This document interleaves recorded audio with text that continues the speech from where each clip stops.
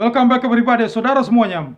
Market sudah crash, market global sudah crash ya.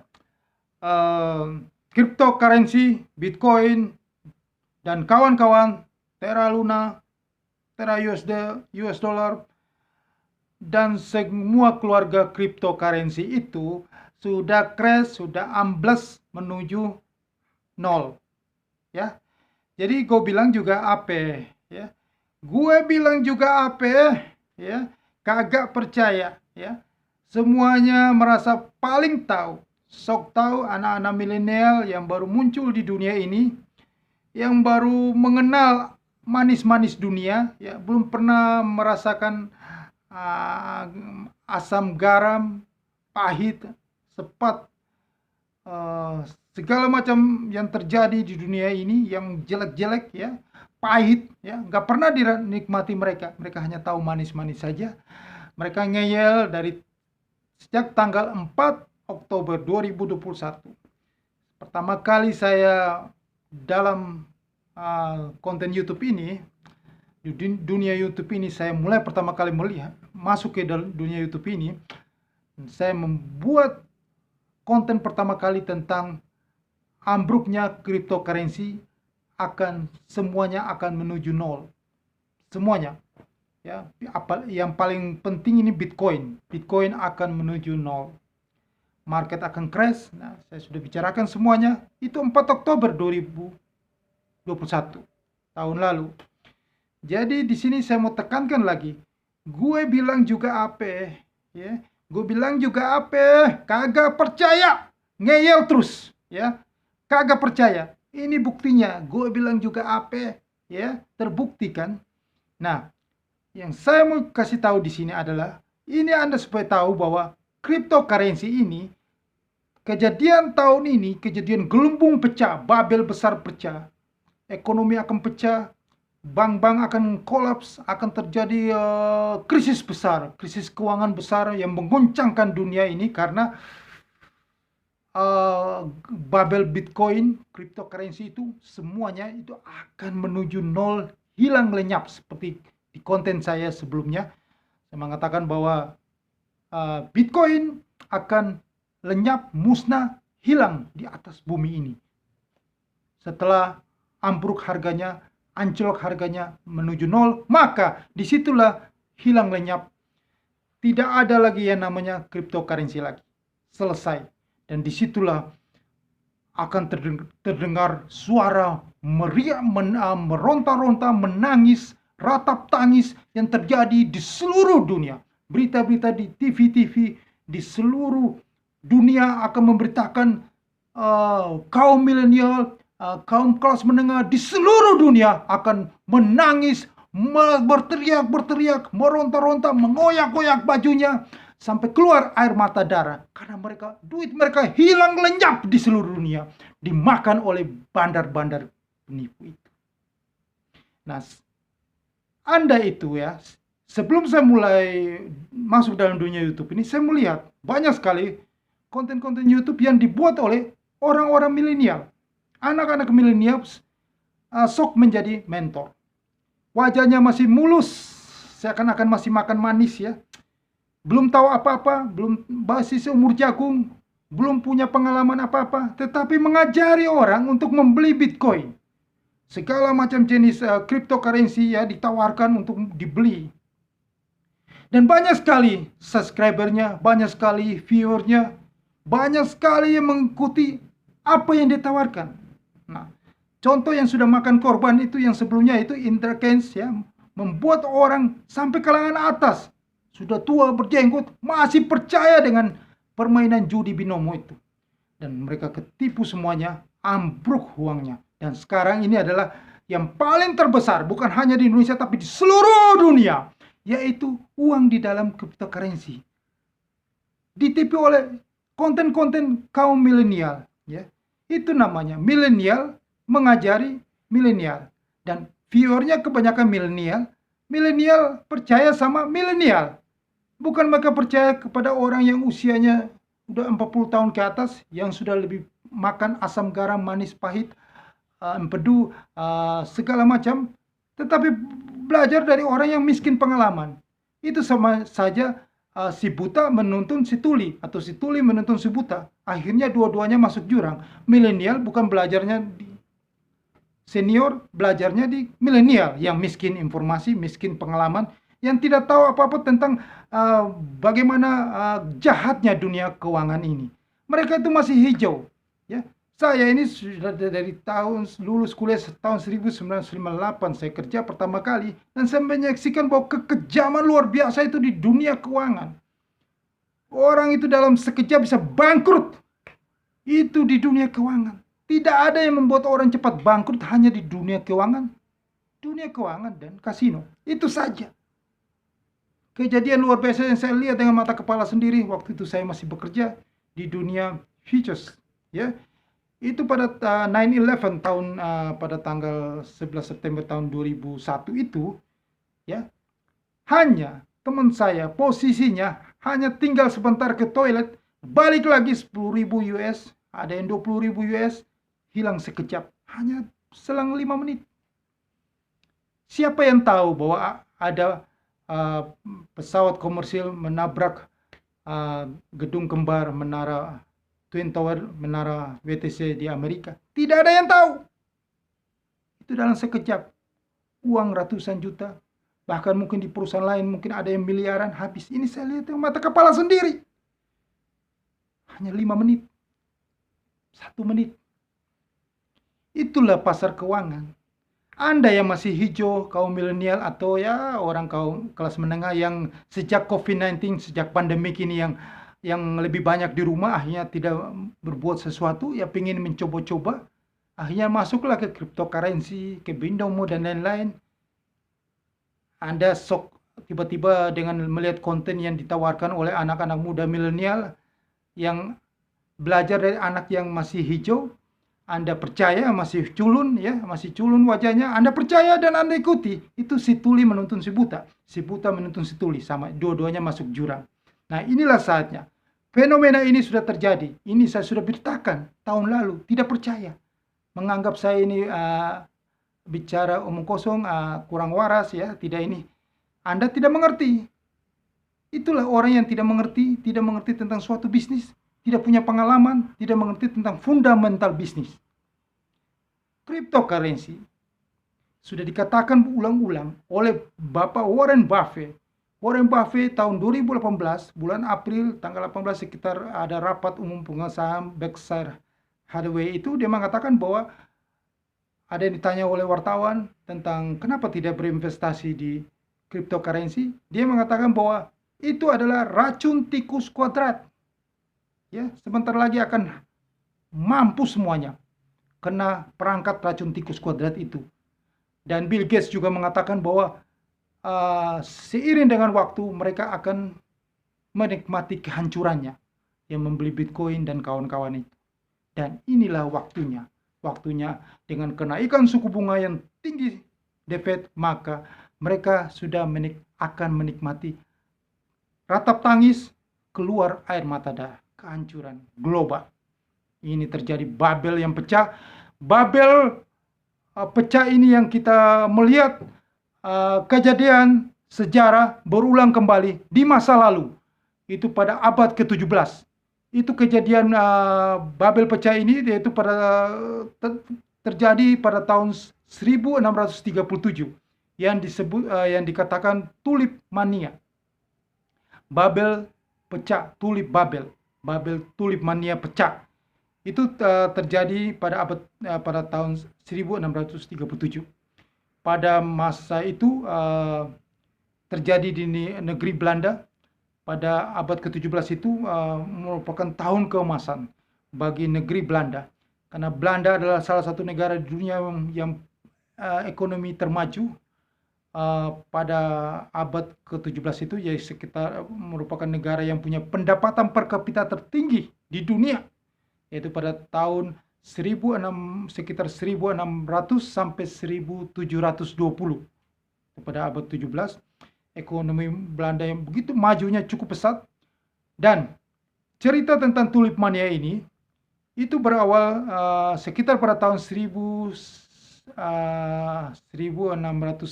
ya. kita tahu itu bunga tulip itu adalah bunga yang sama sekali tidak berharga sama sekali. Tetapi bunga itu disukai, digemari oleh kaum kelas atas. Nah, bunga tulip itu di Belanda itu yang berwarna orange itu, maka timnas sepak bola Belanda itu selalu berwarna orange. Itu menggambarkan bunga tulip. Bunga tulip itu status sosial orang-orang kaya di negeri Belanda. Jadi sebagai simbol orang-orang kaya. Maka bunga tulip itu karena itu sebagai simbol, maka bunga tulip itu dihargai dengan harga yang mahal. Nah, dari situlah karena mengembangkan status sosial, akhirnya lambat kelamaan membuat harga dari bunga tulip itu semakin naik dan membuat banyak orang membeli untuk menaikkan status sosialnya, sehingga mendongkrak harga bunga tulip itu. Nah, karena bunga tulip itu hanya ada di negeri Belanda, maka persediaannya sangat terbatas. Seluruh dunia ingin memiliki bunga tulip itu, tetapi hanya ada di negeri Belanda. Sehingga harga itu naik cukup tajam. Nah, disitulah mereka melihat suatu peluang investasi. Nah, peluang investasi bukan peluang investasi untuk menanam bunga tulip di petani, tetapi peluang investasi dalam bentuk kontrak berjangka. Karena pada waktu itu tumbuhnya bursa kontrak berjangka pertama kali di Belgia dan Belanda. Nah, dibuatlah kontrak berjangka kertas untuk investasi bunga tulip. Ya, jadi ada brokernya sebagai perantara untuk investasi, bukan investasi untuk menanam bunga tulip. Nah, disitulah yang membuat harga. Nah, kontrak investasi itu dibuat adalah investor pertama menjual kepada investor kedua dengan harga yang lebih tinggi. Jadi dibuat berjenjang, bertingkat. Nah, investor kedua menjual lagi ke investor ketiga dengan harga lebih tinggi. Investor ketiga menjual ke investor yang keempat dengan harga lebih tinggi. Begitu terus dilakukan ini antara investor ke investor dari kontrak berjangka itu, sehingga membuat harga itu semakin tinggi. Drastis naiknya, melonjak semakin tinggi, dan itulah yang membuat kaum kelas menengah, kelas bawah akhirnya tertarik untuk berinvestasi di bunga tulip. Tetapi mereka menanam bunga tulip. Nah, pada saat itu bunga tulip itu dalam kondisi yang terbatas. Ya, hanya terbatas persediaannya karena mereka melihat harganya yang cukup tinggi. Nah, ini yang namanya proses menggoreng harga. Nah, karena melihat harga bunga tulip cukup tinggi, mereka tertarik untuk menanam bunga tulip, sehingga bunga tulip itu semakin banyak bertumbuh di negeri Belanda. Nah, karena terbatas harganya naik, karena semakin banyak bunga tulip yang beredar, yang nanam, akhirnya persediaannya melimpah, akhirnya membuat Babel itu pecah, harganya jadi jatuh ambruk, dan sekarang bunga tulip sejak pecah Babel itu pada tahun 1637 sampai dengan detik ini bunga tulip tidak ada harganya, bunga tulip itu harganya tidak naik lagi seperti itu. Nah, demikian itu sama dengan Bitcoin. Pada waktu Bitcoin awalnya tahun 2009, Bitcoin pertama kali itu, Bitcoin ini tidak laku. Tidak ada harganya, ya begitu-begitu aja. Harganya tidak naik drastis. Nah, untuk harganya jadi naik drastis ini, dibuatlah narasi. Teknologi blockchain yang bagus, terus masuklah investor kakak. Investor kakak membeli, memborong. Terus memborong lagi bandar. Istilahnya bandar, mereka memborong, menggoreng, sehingga harganya naik. Melihat harganya naik inilah yang membuat investor-investor kecil di seluruh dunia, kaum milenial yang pada abad 21 ini, mereka yang ingin semuanya kaya mendadak, serba instan, ya, tidak mau bersusah payah kerja, kalau bisa segalanya bisa cepat berubah nasib kaya. Nah, mereka lah berinvestasi di Bitcoin, ya. Jadi pada saat mereka berinvestasi di Bitcoin, semakin banyak mereka berinvestasi di Bitcoin, maka membuat harga Bitcoin itu melonjak tajam naik drastis. Nah, dari situlah peluang bisnis dilihat oleh para penipu-penipu ini, para bandar-bandar ini, membuat lagi banyak sekali muncul nama-nama keluarga cryptocurrency itu. Mulai dari Dogecoin, Ethereum, Solana, Cardano.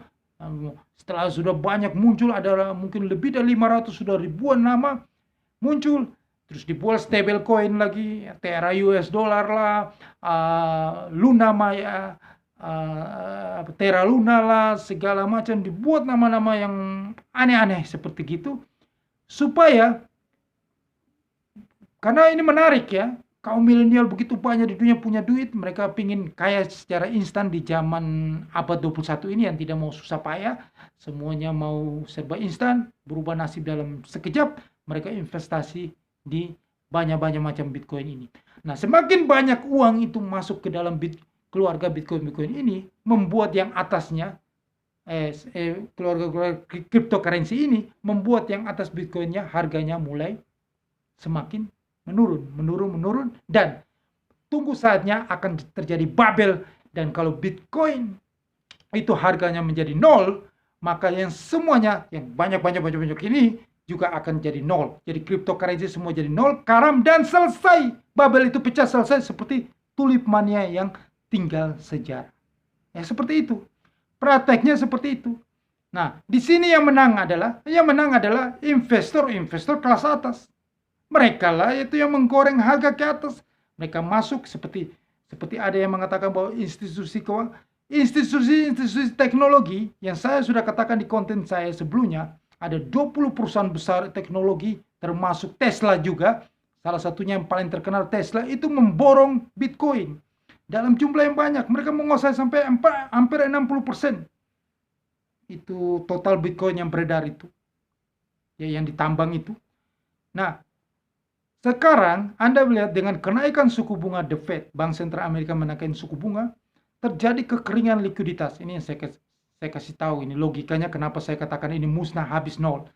Nah, ini cryptocurrency yang dikatakan Warren Buffett adalah, dan salah satu profesor kebijakan luar negeri Amerika Serikat, ya, orang dari Pakistan, itu mengatakan bahwa ini tidak ada nilai fundamentalnya. Ya benar, ini memang bisnis tidak ada nilai fundamentalnya. Fundamental itu seperti fondasi bangunan. Dia tidak ada dasarnya. Jadi bangunan itu tidak bisa dibuat sampai harganya sampai tinggi. Itu akan keropos. Jika investor-investor besar itu akan withdraw dananya, tarik dananya, kapital atau keluar dari Bitcoin, maka Bitcoin itu selesai keropos, ambruk ke bawah. Karena fondasinya tidak ada. Karena Bitcoin bukan sesuatu, yang punya manfaat untuk semua orang. Tidak ada orang di dunia yang mengerti tentang Bitcoin. Hanya komunitas-komunitas Bitcoin saja, cryptocurrency saja yang transaksi, melakukan alat pembayaran menggunakan cryptocurrency itu. Seperti saya dan lain-lain, dan semua orang, ada mungkin 80% orang di dunia tidak mengerti tentang apa itu cryptocurrency. Ini sesuatu yang tidak ada nilai fundamental, yang belum diterima pasar. Yang ada nilai fundamental adalah gold dan US dollar. Semua orang di dunia, baik kecil sampai tua, sampai mati pun, di tangannya pasti ada emas. Semua pasti tahu itu emas, dan semuanya pasti menikah dan membeli emas. Dan emas itu semuanya, laki-laki, perempuan, tua, muda, semua emas. Itulah namanya fundamental, punya manfaat, dan harganya tidak bisa jadi nol. Bagaimana mau menghancurkan itu harga emas? Ini di seluruh dunia. Bagaimana mau menghancurkan US dollar? Ini di seluruh dunia. Tetapi Bitcoin itu dalam semalam habis, ambruk. Tinggal investor besar keluarin dana. Ini logika, Anda harus ingat, tahu ini. Logika sederhana tentang ekonomi. Investor-investor besar, 20% yang sekarang kalau bursa Nasdaq itu anjlok, ya, sampai harga 6.000, 16.000. Sekarang bursa Nasdaq 11.000. Kalau anjlok sampai 5.000, maka mereka sudah bangkrut, itu perusahaan-perusahaan teknologi. Maka mereka segera keluarkan uang mereka dari Bitcoin. dan selesailah Bitcoin, tinggal nol.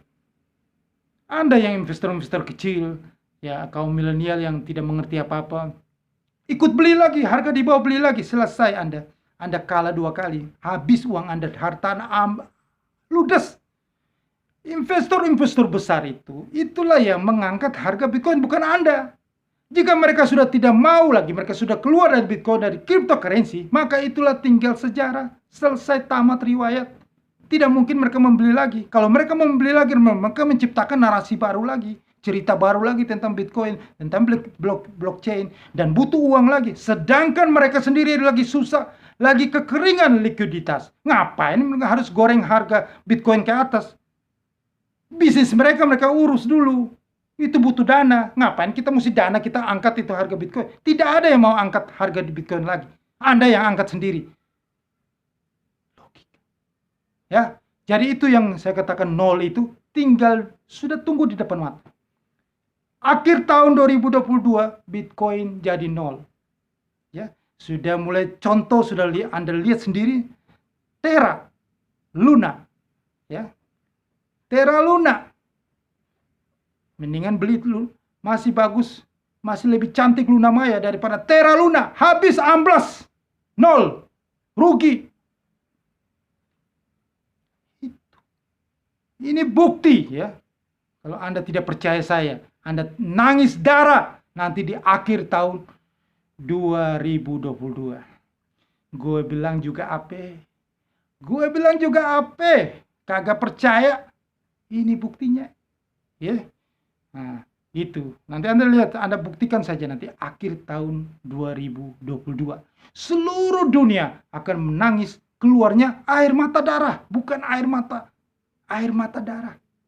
Karena mereka begitu tergila-gila dengan cryptocurrency. Akhirnya cryptocurrency tinggal sejarah seperti tulipannya. Sejarah berulang kembali. Inilah yang saya kasih tahu Anda bahwa Anda ditipu. Anda ditipu sama bandar-bandar itu yang menggunakan keserakahan Anda, yang menggunakan hasrat Anda yang begitu ingin kaya secara instan, malas ya, ingin beli Bitcoin dalam sekejap kaya. Nah, itulah dimanfaatkan. Anda ditipu sama mereka. Digoreng-goreng harga ke atas, Anda masuk, terus dikatakan harga nanti yang di Indonesia katakan Bitcoinnya di 1 miliar, 2 miliar. Nah, Anda simpan terus. Nah, supaya apa? Mereka mau buang harga, Anda harganya masih tetap. Itulah kebodohan yang yang mereka manfaatkan untuk Anda ya.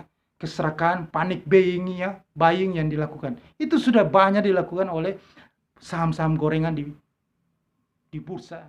Nah, Anda masih belum mengerti. Ini kaum milenial banyak ketipu karena mereka tidak mengerti. Mereka baru muncul di dunia ini. Mereka belum tahu trik-trik bagaimana bandar menghabiskan uang mereka.